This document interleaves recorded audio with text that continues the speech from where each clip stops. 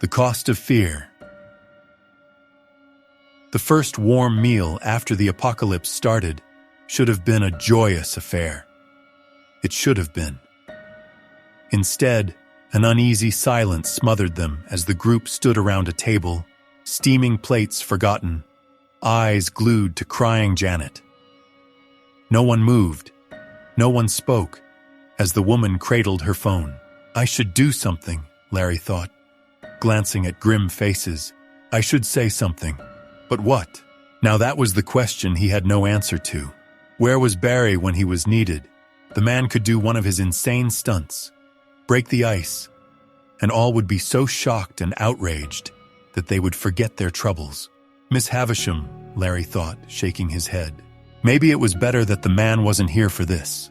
Okay, people, he said, pulling out a chair. We can talk after we eat. Just, sit, all of you.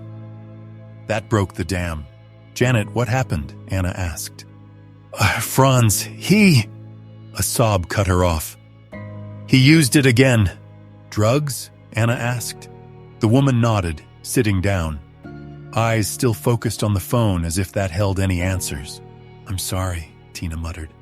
Me too, but we need to eat and decide, Larry said. Decide what? Greg asked. How to proceed? Larry grabbed a burger he shouldn't have. There is no decision to be made, Greg said, reaching out and gently squeezing her arm. I'm sorry, Jannet, but drug users can't be trusted. She battered his hand away. Greg! Anna hissed. No, he is right, Tina whispered. I'm sorry, Jannet, but he is right. Tina, Anna shook her head. An hour ago, he was saying the same about you. Hey, let's all take a moment, Larry began. I know, Tina nodded. I don't fully disagree with him on that point either. I'm no fighter. I did freeze. That's not the point, Anna said, hugging Jannet. The point is, that is the point, Greg cut her off. The two of them are no fighters, but they gathered supplies, set up traps, texted, and cooked. And even still, the man sighed, sounding defeated. I don't think you are dead weight. I was just frustrated and scared. But this is insane. Junkies can't be trusted. He is not a junkie, Jannet snapped, her voice barely above a whisper, yet it echoed in the room. He is just a lost boy. Who is?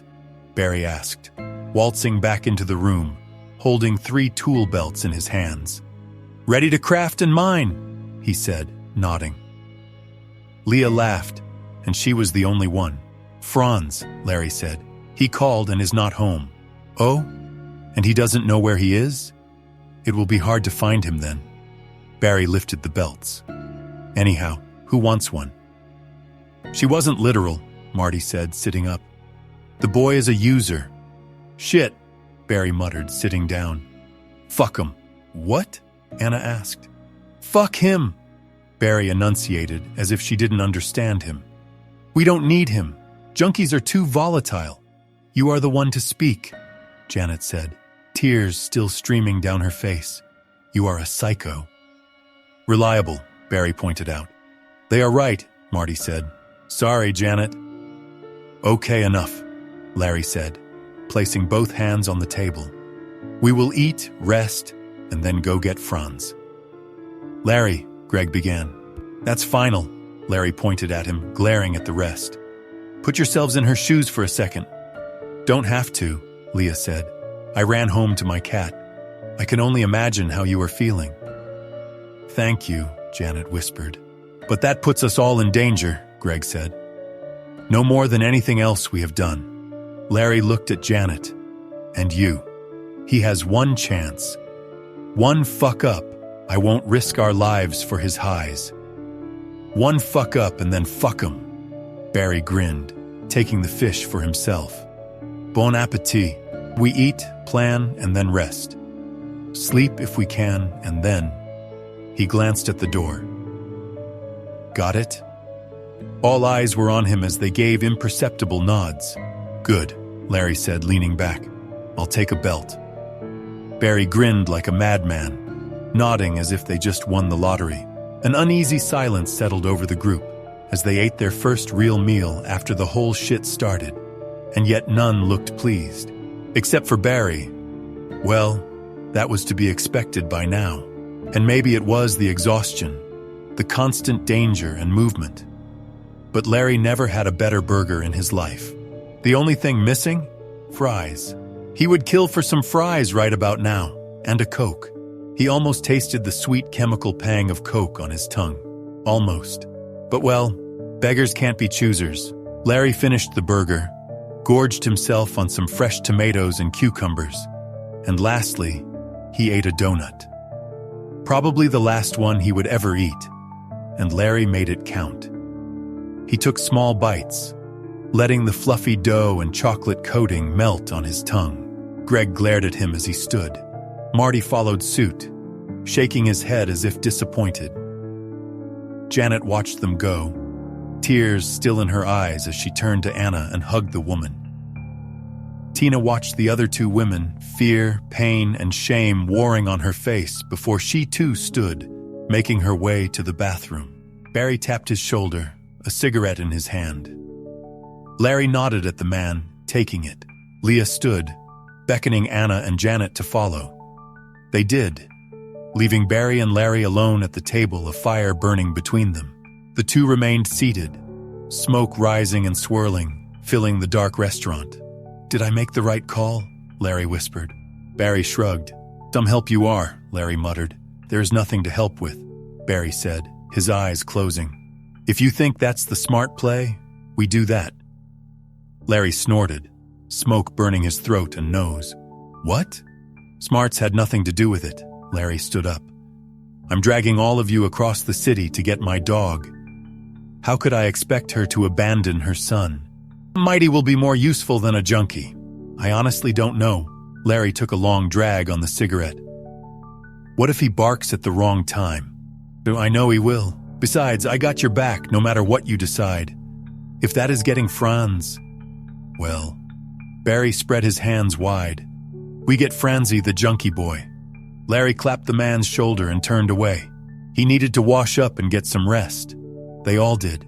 He washed his hands and face, Dickens making an unwelcome return to his mind. But Larry ignored it, and not for long. He found a relatively clean and carpeted floor in one of the back rooms, if one ignored all the dust and the musty smell. He texted Anna, Barry, and others to let them know where he was, and then lay down on the rough carpet. Sleep didn't really creep in, nor did it overtake him. It slammed into him head first and dragged him down into the darkness.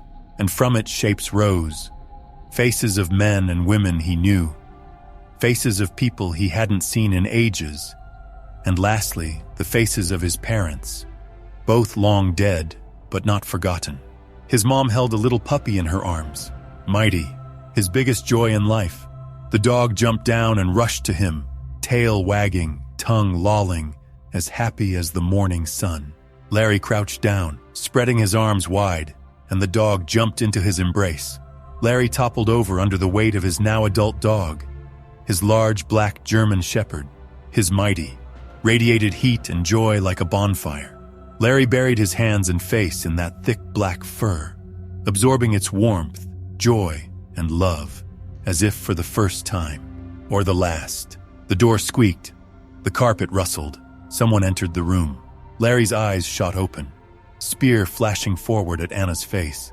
Larry pulled back, blinking at the woman, her head cocked, the white sheets in her hands swaying in invisible wind. Larry lowered the spear. Anna shook her head, getting to her knees, then lower. And before he knew it, she nestled into his arms and threw 2 white sheets over them. Her hair smelled of smoke and food, her body warm and tense. Larry threw one arm over her and pulled her closer, letting his eyes fall close again, letting himself dream of the only thing in the world he had left, even before the apocalypse. Mighty. The 30-minute nap felt like 6 hours, yet it passed in seconds, as Larry's eyes opened, staring directly into Anna's dirty hair, and he found himself not minding it. In fact, he could get used to this, a warm body to huddle up against. Though the floor wasn't the best bed choice, He felt it in his bones as he stood. They creaked just as his muscles shrieked. But well, time waits for no man. Neither do the zombies. Larry woke the rest, all but Tina, who held wakeful watch over them. He nodded at her, almost slapping himself for not even thinking about that. But well, he knew for the next time. The men and women got dressed, armed, and filed by the door, Larry at the point. He took a deep breath and slowly opened the door and peeking out. The streets were colder than when they had entered the restaurant. Or maybe that was just Larry's imagination. Or maybe it was the fact that he just woke up. But it didn't really matter. They needed to move. Streetlights illuminated an empty street, littered with abandoned cars, bags, body parts, and corpses. All signs of what they already knew. This was their city now. They stepped out one by one. Larry first, Barry second, of course, humming under his breath until Larry gave him the look. Anna and Leah walked close behind him. Greg, Marty, Tina, and Jannet a few steps behind them, all clutching makeshift weapons and wearing reinforced jackets. The air felt alive in the worst way, like something breathing down the back of his neck. And the damned moans didn't help. "Stay close," Larry mouthed, "and quiet."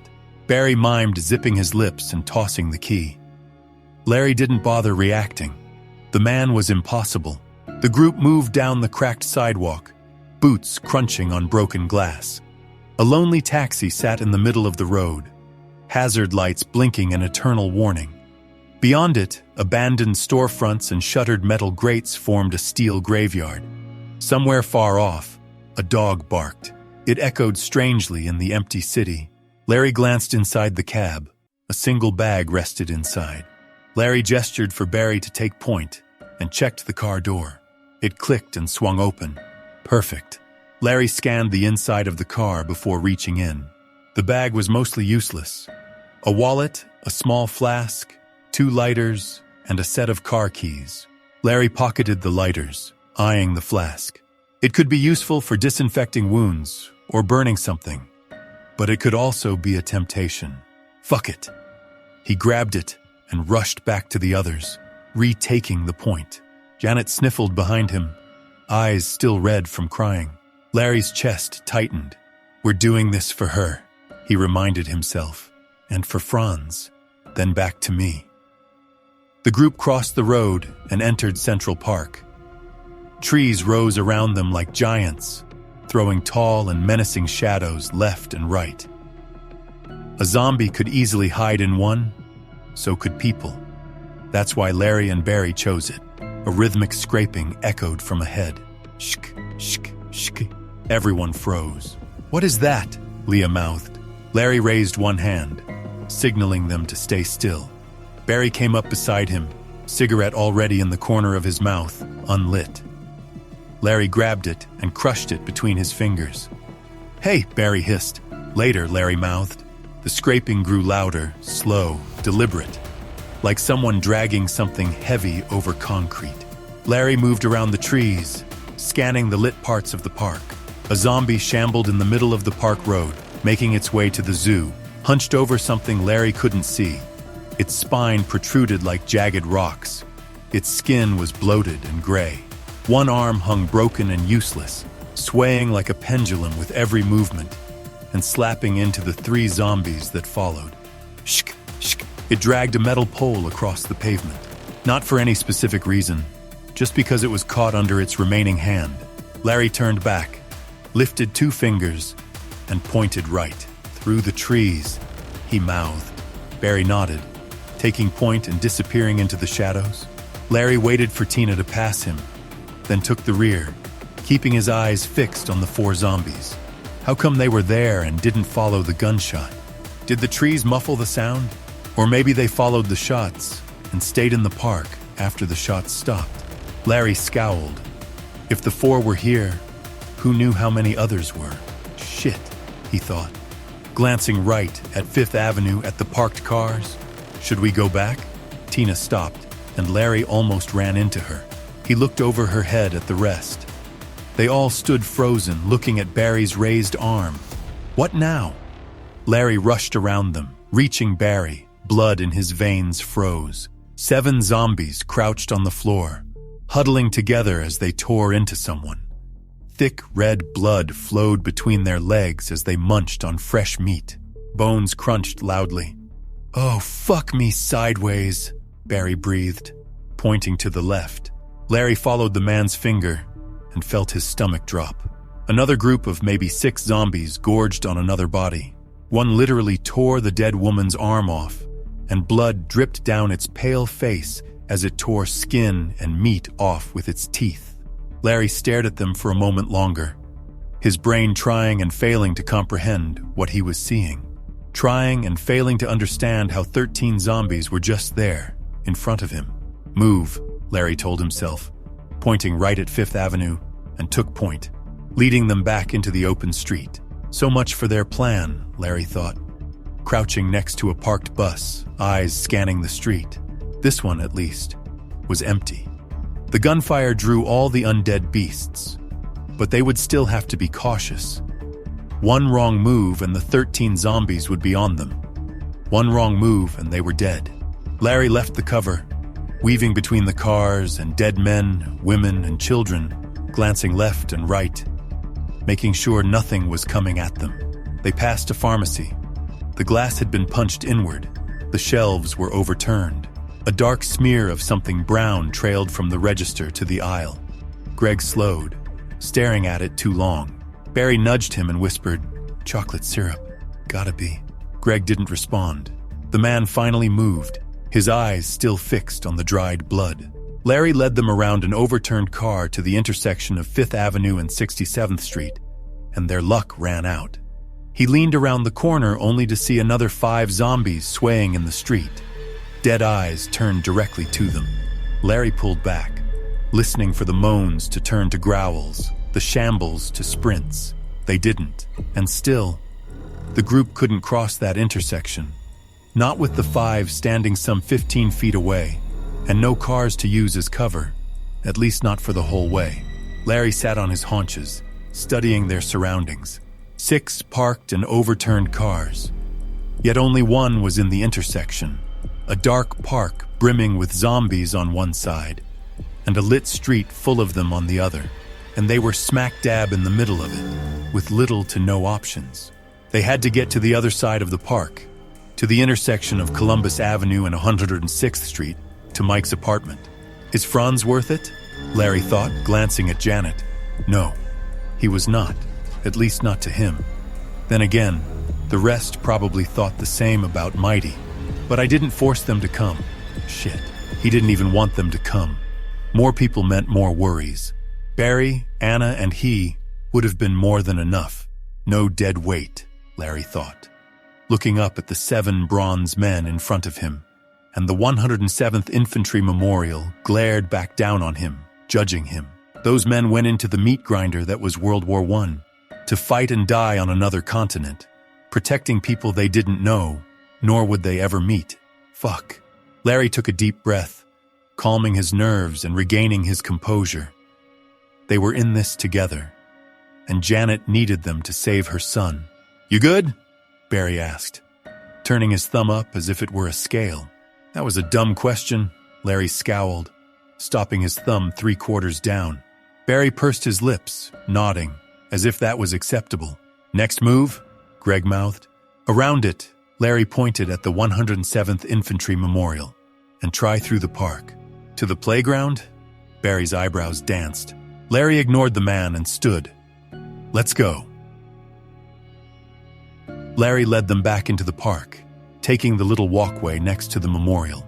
They crouch-ran, passing bloody clothes, bags, and strollers, as well as ravaged bodies and torn-off limbs. And worst of all, Larry saw a half-eaten baby, abandoned on a bench. Jesus, he thought, forcing his eyes back to the road and the abandoned gardener's cart. Blood smearing its side. Barry sped up, grinning like a fool. He glanced left and right, before almost throwing himself into the cart. Larry and the rest followed more slowly, carefully, as the man rummaged through, grinning like a schoolboy. He pulled out a large utility knife. maybe 8 inches long. The man unsheathed it, and the blade glinted in the streetlight. One side serrated, the other straight. "Fuck yeah," he mouthed, putting the blade back and attaching it to his belt. Larry ignored the man studying their surroundings. The wind carried a single low moan through the leaves, and he couldn't pinpoint its origins. However, it was only one, and as long as they were alert and ready, a single zombie wouldn't cause too much trouble. Or would it? Larry thought, rubbing his right arm, where he still felt the zombie's teeth through the magazine, where his bone and muscle still throbbed and burned. He saw it even now, the thing's craned neck as it tried ripping into Marty. Need to think things better through, he thought. Eyes focused on the shadows. And there he saw it. A single zombie lying on its stomach, its back twisted awkwardly and its left arm missing. Could that be the arm they saw? Anna tapped his shoulder with a first aid kit and zip ties. Zip ties? Larry glanced at the white plastic, then back up at her, a question mark on his face. She leaned in, her breath warm on his neck and ear. "Barry sent it," she whispered. "You will know what to do." Goosebumps ran up and down his neck and back, causing his hair to stand on end. Larry took it, trying to hide his reaction, but it was futile. She saw it, and she liked it. Her eyebrows rose and her smile turned knowing. Larry sighed, feeling his own smile grow. She had him, and she knew it. But then again, he had her, and he knew it. What a time to fall in love. Larry glanced at her, then back at the zombie. She followed his gaze, and her smile disappeared. "To leave it or kill it?" he mouthed at her. "Leave it," she mouthed back. Larry leaned in, whispering in her ear. "My thoughts, exactly." She shuddered a bit and pushed him away, half grimacing, half smiling. Oh, he had her all right. But now was not the time. Or well, it probably would never be the time again. They would make time. He knew they would. Larry turned to Barry and the others, only to see Jannet and Tina holding large gardening hoes. Jannet had a pointed hoe, and Tina a two-prong hoe. Good weapons, he thought, regretting he hadn't stopped to look. But he shouldn't have. Barry waltzed over, carrying loppers and another utility knife. Larry took the knife, looking at the gigantic loppers. "What's with that?" Larry asked. "To cut?" Barry mouthed back. Larry let it go, checking the knife. Good grip, serrated backside, and a curved tip. "Thanks," Larry muttered under his breath. Barry shrugged, a manic smile on his lips and eyes glued to Tina. Larry followed the man's gaze.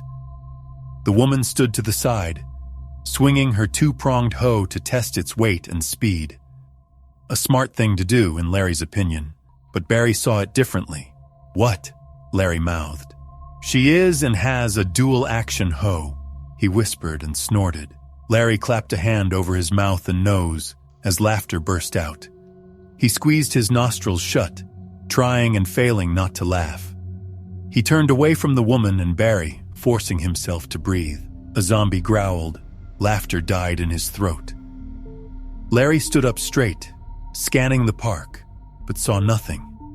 His eyes drifted to the broken one he had seen.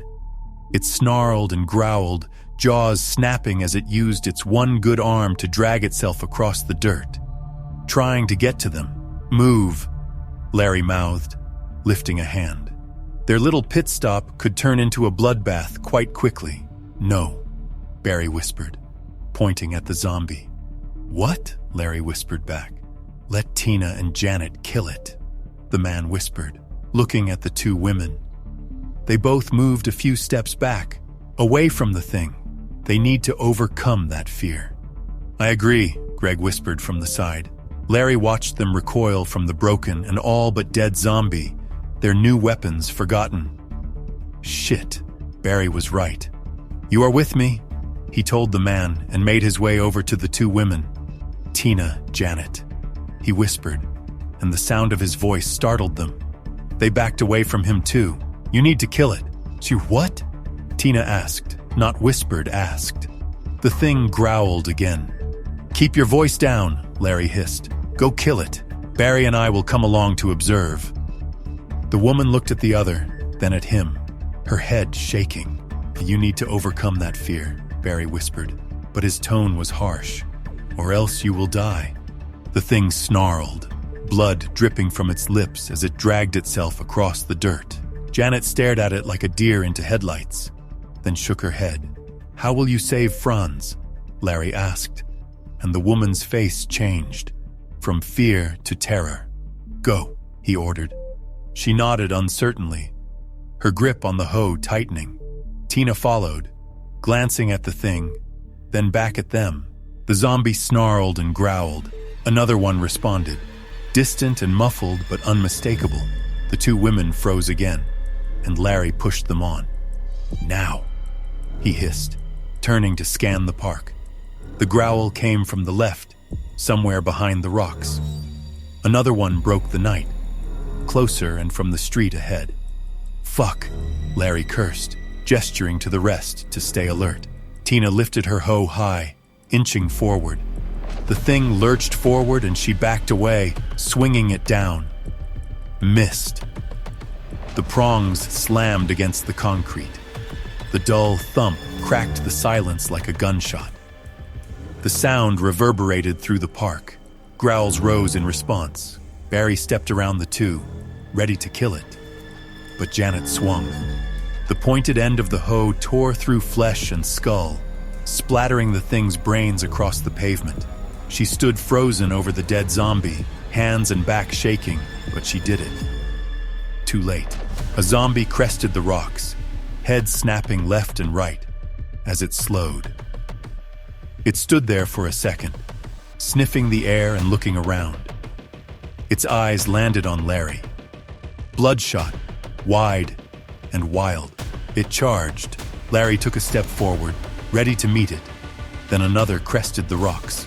"The playground," Barry said from behind, and they ran, all but Jannet. The woman still stood, frozen in place.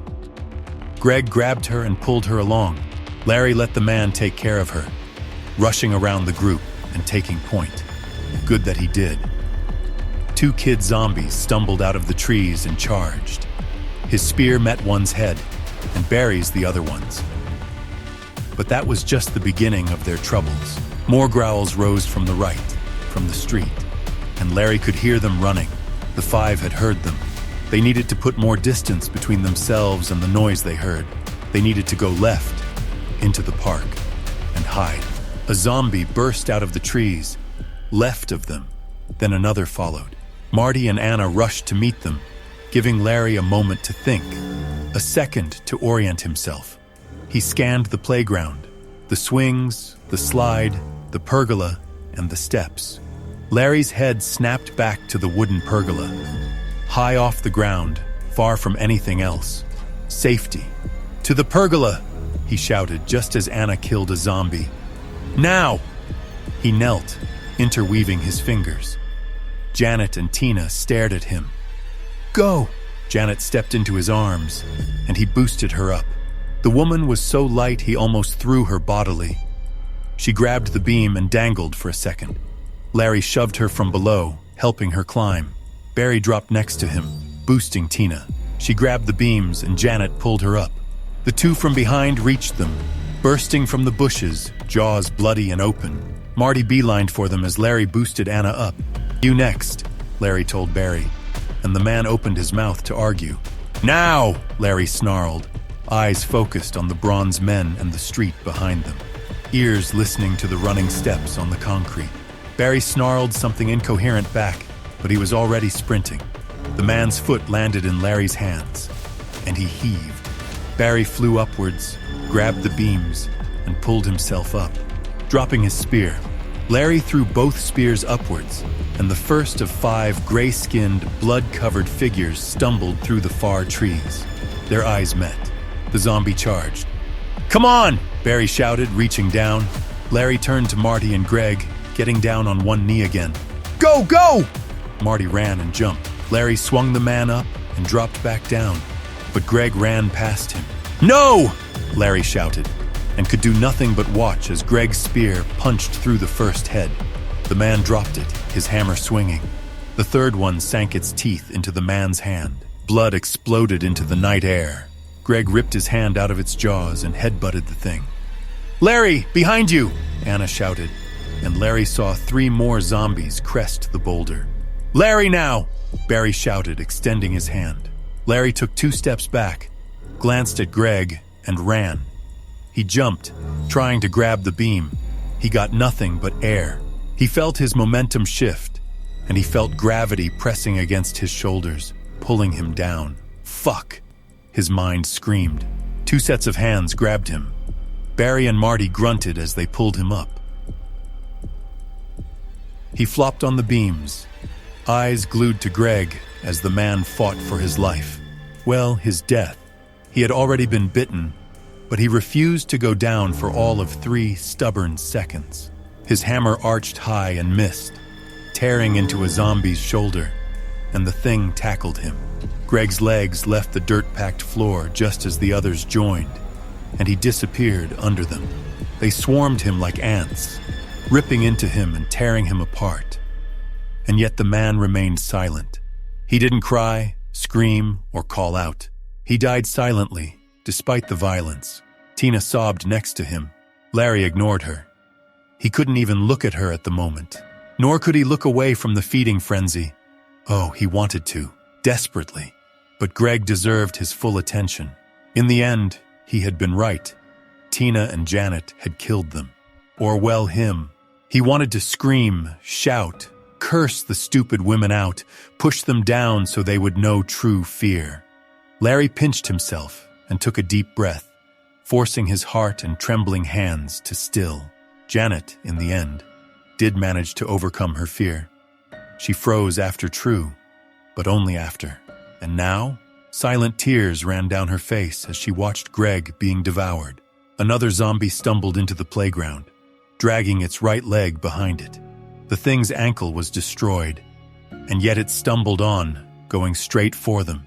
Larry watched it approach, slow and clumsy. He heard it growl and snarl as it reached the pergola, bloody and broken fingers reaching up towards them.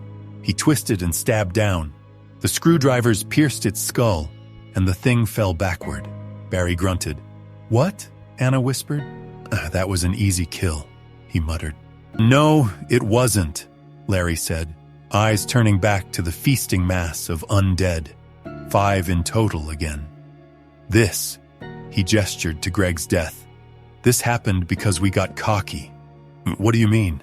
Marty asked. "We saw them feed." Larry gestured right to the far-off and unseen zombies. "We saw those linger in the street, and still we fucked around like idiots." His voice snapped. 5 undead heads snapped in unison, turning to him. They growled and bolted at them. Tina squeaked. "And that didn't help," he snarled at her. "All you had to do was kill one barely moving zombie." He punctuated his words with a stab. A screwdriver pierced its eye. The zombie jerked one last time and toppled over. "I got scared," she said. "Enough with that," Larry said. "Next time, we are leaving you behind." "Larry?" Anna said. "What?" He turned on her. "What, Anna? Did Greg have to die? Did he really need to?" "No, but—" "No buts. We are all scared." Shit, Greg was terrified, and he still threw himself at them to save us. "Damn, Larry," Barry said, half laughing. "I thought I was the cold one." "I'm not cold. I'm not harsh," Larry said. "I'm just tired and scared and lost like all of us. We all need to get our shit together. Greg's death is on all of us." Marty grunted, killing another one. "But it's mostly on your head," he told the woman. "Get a grip now, there is no later." Tina stared at him, then down at the last zombie, tears still in her eyes. "You are right," she muttered, and slipped down from the beam. Larry felt his stomach drop. His hand grabbed the utility knife.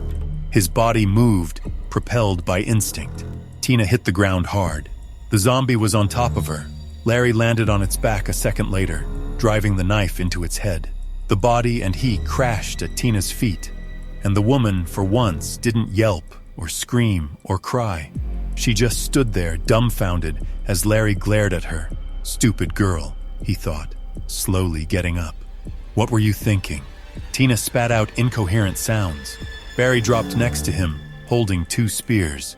"You don't get to kill yourself," he said, taking the proffered spear. "You don't get to escape your guilt." "Lower your voice," the man whispered. "We are still outside." Larry took a deep breath and nodded, eyes never leaving Tina. "If you want to die, die saving Barry, Anna, me, or Franz. Got it?" She trembled under his onslaught. "Got it?" He enunciated each word, and she nodded slightly. "Good. Get ready to move. We have to put some distance between us and this mess," he whispered, walking towards Greg's body, or what was left of him. The man's ribcage was torn open, his arm and leg ripped off, and half his face was eaten. His blood drenched the earth he rested on. Larry knelt next to the man, his one remaining eye staring into nothingness. "You were right," he whispered and stabbed down. The screwdrivers punched through the man's skull. "I'm sorry," Larry said, standing, turning to the rest of his group. "Move out." You've just listened to The Cost of Fear, Episode 6 of Larry and Barry's saga, and the first long-form series in The Collapse. I post new stories twice a week, with The Collapse and the Kill List saga running side by side. If you enjoyed this, hit like, subscribe, and dive into the Kill List saga for a dark revenge fantasy full of blood oaths, a brutal world, and unforgettable characters. Thank you for listening, and I hope you enjoy the rest of your day.